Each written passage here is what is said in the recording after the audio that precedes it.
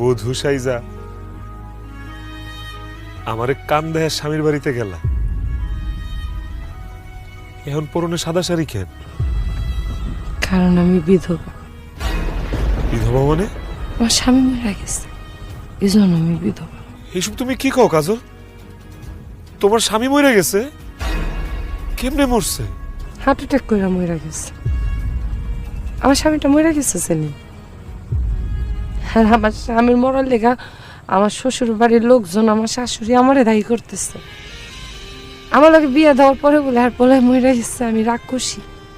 আমার শাশুড়ি, আমার শ্বশুর বাড়ির লোকজন আমার এত অত্যাচার করছে, আমি না সহ্য করতে পারিনি, লেগে বাপের বাড়ি পড়ছি। আমি কোনোদিন স্বপ্নেও ভাবিনি আমি তোমার এইভাবে দেহ। বিশ্বাস করো কাজল, আমি কোনোদিন তোমার বরদোয়া দেই নাই, তোমার কোনো অভিশাপ দেই নাই। সেদিন তোমার বাবা আমারে আর আমার মারে মায়েরা ফেলার হুমকি দিছে দেখা তুমি আমার সাথে খারাপ ব্যবহার করছো। আমি প্রতিদিন আল্লাহর কাছে এই দোয়াই করতাম যাতে তুমি তোমার স্বামীর বাড়িতে সুখে থাকো, শান্তিতে থাকো, আমারে ভুলে যায় স্বামীরে নিয়ে সুখে শান্তিতে সংসার করতে পারো।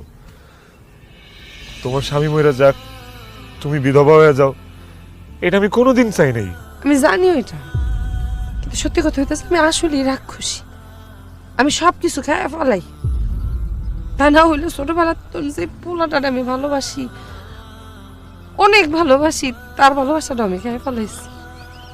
এরপরে দেখো, চিনি না জানি না বাপ মায়ের জোর করে বিয়া দিল, ওই স্বামীটারও খায় ফেলাইছে।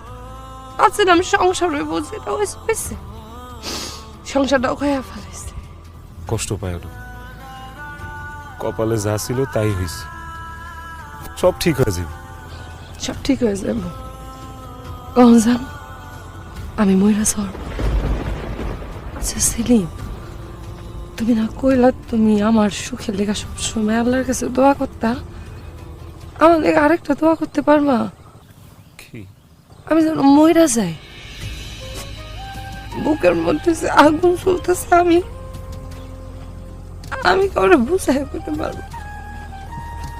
এর সাথে না আমার মইরা যাওয়া ভালো। সেলিম,